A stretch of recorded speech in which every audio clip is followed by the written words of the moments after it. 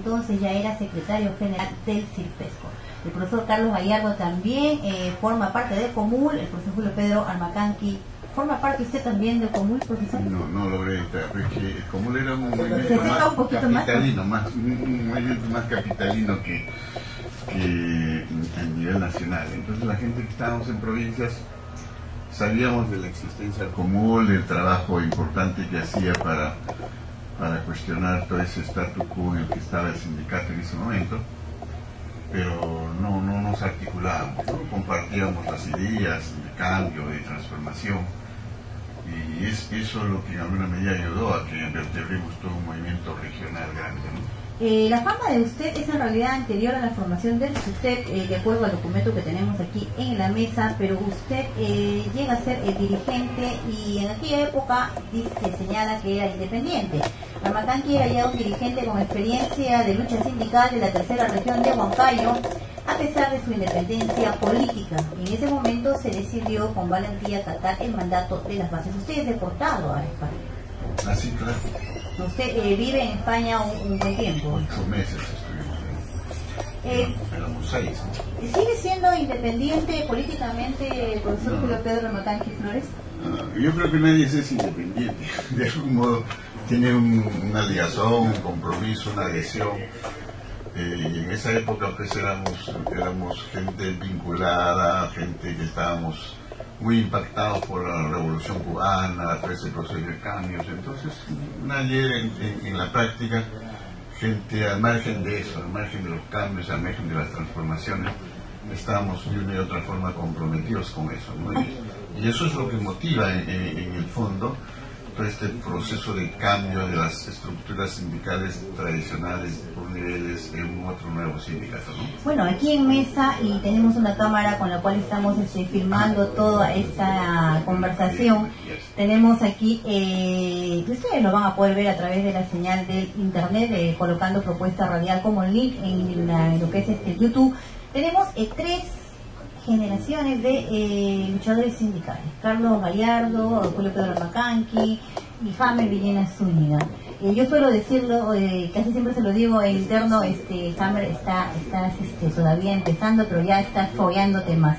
¿Cómo ves la situación actual, Jaime, del magisterio? Bueno, realmente la situación, como ya lo ha precisado Carlos, ¿no? Estamos ante un ataque sistemático de un gobierno y es la continuidad de los ataques de los anteriores gobiernos. Eso hay que precisar. Y si hacemos un recuento de todas las normas que se han venido dictando, es eso, o sea, van en una sumatoria solamente para desacreditar al docente, reducirle los derechos laborales, ¿no? Y llegar a lo que propugna este modelo económico neoliberal, que es la privatización de la educación, que es desentender al Estado de la inversión en educación, y eso para avanzar en otros sectores, como el sector salud. Si no, recordemos, por ejemplo, que el decreto legislativo 882 que dictó Fujimori apunta a eso, a la privatización de la educación. La propia Ley General de Educación que quita la gratuidad de la enseñanza en la educación superior, y ahí se avanza en este proceso de municipalización que estamos actualmente, y con la propia Ley de Carrera Pública, que es la flexibilización laboral. Entonces, toda esta suerte de normas que se han venido dictando es que con la única finalidad, reitero, pues, de desacreditar la educación pública, el magisterio, y reducirle los derechos. Entonces, dentro de ese marco, dentro de lo que nos encontramos ahora, vamos revirtiendo la situación, ¿verdad? Porque de alguna forma creo que la primera gran lección que le hemos dado a este ministro de Educación y al gobierno ha sido que sin realizar un paro, una huelga el año próximo pasado, logramos frenar la imposición de una ley regresiva que es la 29062. Entonces, dentro de ese marco nos encontramos también dentro de lo que significa la lucha de ideas. Esa lucha de ideas en este momento va a ser importantísimo porque en el presente año, por ejemplo, tenemos precisado hacer un congreso pedagógico en la que ahí el magisterio va a tener la oportunidad, como lo hizo en 2001, de concretizar su proyecto educativo nacional, su modelo pedagógico y su diseño curricular. Esperemos que ahora sí seamos tomados en cuenta, porque en esa época, el 2001, que presentamos al Congreso de la República un modelo o los lineamientos del proyecto educativo nacional, una propuesta de Ley General de Educación, no fuimos tomados en cuenta. Esperemos que ahora sí se haga, y con esto demostramos ante la opinión pública que no solamente somos protesta, que no solamente luchamos por reivindicaciones laborales y económicas propias del magisterio, sino que estamos avanzando un poco más allá. con propuestas para mejorar la calidad educativa. Profesor Julio Pedro Almacanqui, ¿cómo ve usted a la situación general del magisterio? ¿Cómo la ve? A comparación de pronto, bueno, las condiciones cambian. ¿Cómo ve usted la situación actual del magisterio? Bueno, como ya lo han señalado tanto Carlos como Hanner, es una situación en la que hay toda una notoria pérdida de conquistas, derechos de los maestros conquistados en las décadas de los 70, 80, mediados del 80. Hay un retroceso considerable, hay toda una ofensiva de los gobiernos de turno contra el magisterio en su conjunto. Y también a la vez hay una pérdida de liderazgo de los maestros en el seno de la comunidad, ¿no? Hay un alejamiento porque la escuela, a mi modo de ver, de manera creciente, se divorcia de la realidad social. La escuela ya no está respondiendo las aspiraciones, los intereses concretos, cotidianos de la comunidad, y el maestro por consiguiente deja de ser un protagonista fundamental.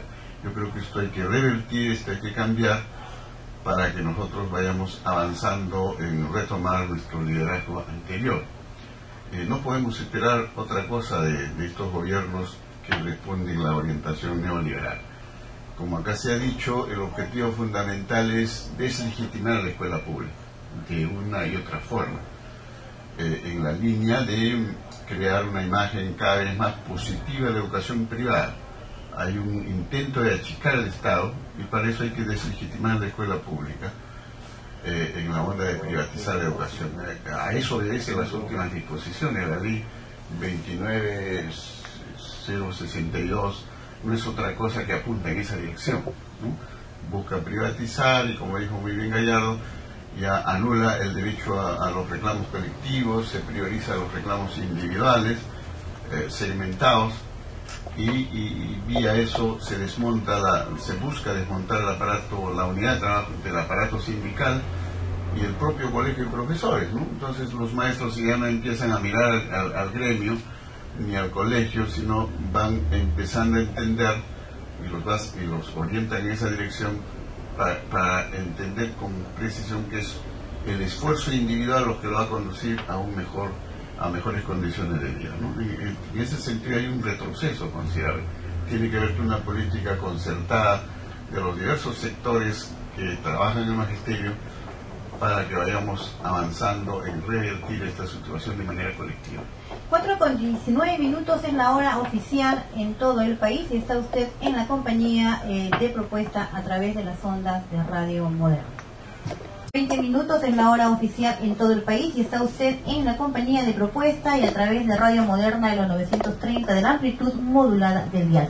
Nosotros aquí en mesa estamos conversando con dirigentes del magisterio con mucha trayectoria, comprobada trayectoria, y vamos a conversar con el profesor Carlos Gallardo, decano del Colegio de Profesores del Perú, de su experiencia cuando estuvo, digamos, en el CEPA. Usted es detenido, usted es trasladado al penal del CEPA. Cuéntenos un poco de esa experiencia, esa mala experiencia de pronto. Julio Pedro, Horacio Ceballos y casi un centenar de dirigentes magisteriales estuvimos allí, casi un año de nuestra vida, ¿no? Sí, es una prisión que no tiene cerrojos, que no tiene barrotes, ¿no? Que no tiene reglas, pero es la misma floresta, es la misma maleza, es de la selva la que te aprisiona. Yo creo que, digamos, esa experiencia que nos fue, digamos, una cuestión que nos templó, ¿no? La prisión